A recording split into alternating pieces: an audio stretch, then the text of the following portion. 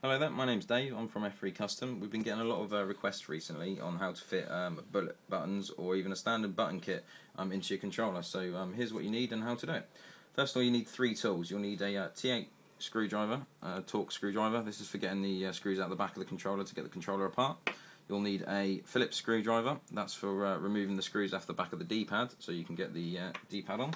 And you'll need a Stanley blade to modify the back of the D-pad holder. And basically that's so the shell can get in. We'll go into that in more detail later.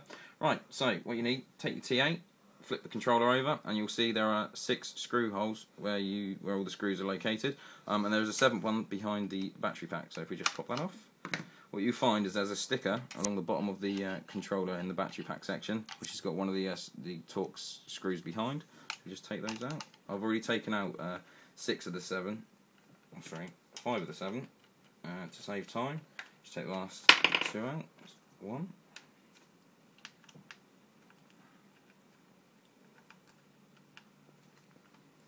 2.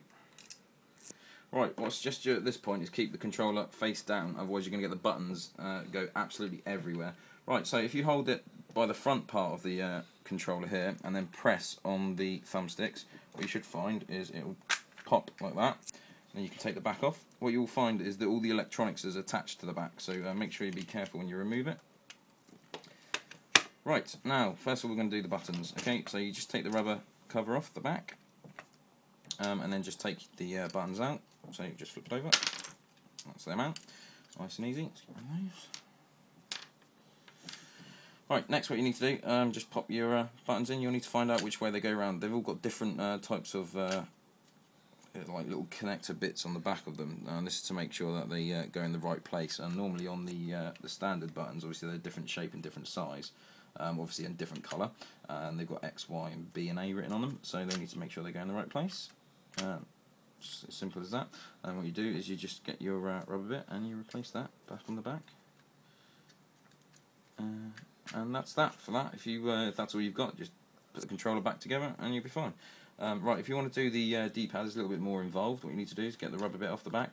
Then what you'll find is that you can't just take it out. It's actually sort of locked in place. So what you need to do, there will be 2 little silver screws like these here, and what they'll be locked into the back of the controller in 2 opposite corners. What you need to do is remove those, and then in the other corners there'll be 2 little clips. You just need to pop the clips, 1 and 2. And what you should find is it pops off. You might need to give it a little bit of a hand, but that's generally how that comes off. And what you need to do is take that off. Now when you take this off, you will notice that there are 2 circular sections. What you can't do straight away is put the bullet connector straight on. What you'll find is the firing cap on the actual bullet, as these are made from real genuine shotgun shells, is that it gets in the way. You just can't put it on. This is where the Stanley blade comes in. Basically, what you need to do, take your blade, be very careful, obviously they're quite sharp. You'll need to cut down along the side of the 2 parallel lines, there and there, until you get something that looks like this. So you've obviously cut away that part and that part.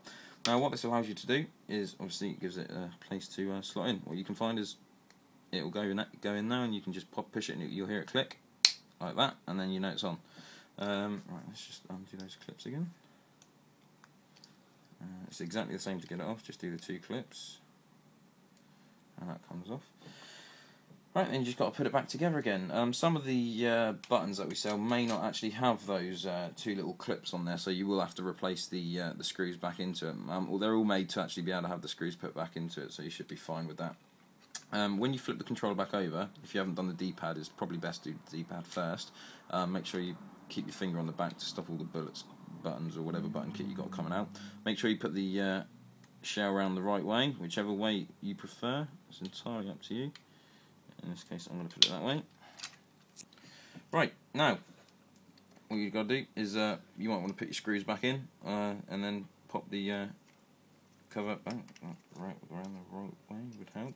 It's always got to be the black bits up. Basically, what these are the contacts that touch the printed circuit board and make the button press. Right, so we've done that. Next is the thumbsticks. Now, a lot of people have been asking us how to get these off. It's exactly the same. You just take the controller apart and you literally just pull these off, and they come off fairly simply. They shouldn't be too hard to do. And you just push the new ones back on. Just make sure they're on firmly. You're wearing fairly firmly there. Right, now what you need to do is take the electronics out of the back, otherwise you're going to have all sorts of troubles trying to get the buttons to stay in. Obviously put it back in the right way, that just clips in there like that. Make sure you put the rumble packs in the right place, like that. Right, you'll see that there where the screws go in the back of the controller, you can line them up, make sure that it doesn't come out, it's always a fiddly part. Right, what you can do is make sure that, there we go. Right, you'll see that you need to make the top two flush, and this one should come out slightly more. Right, once you've got that in place, grab the back of your controller, flip it around. What needs to go in is the triggers need to go in first, otherwise you won't get it in properly.